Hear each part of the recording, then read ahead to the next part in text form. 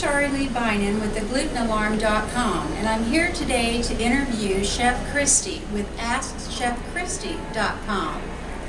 Chef Christie, I wanted to ask you, what was your biggest fear or biggest maybe stumbling block when you first went gluten-free or realized that you had to be gluten-free? That's a really good question.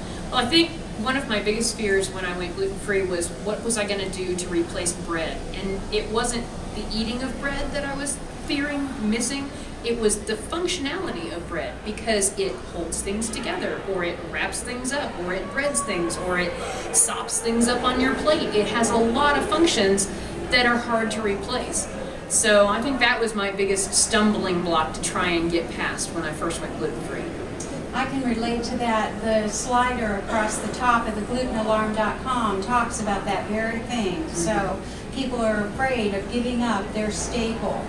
Do you have any tips for us today for those of us who are maybe just learning to go gluten-free? I sure do, and this was one that I kind of stumbled on by accident, but I found that a great way to replace breadcrumbs is to use puffed rice cereal.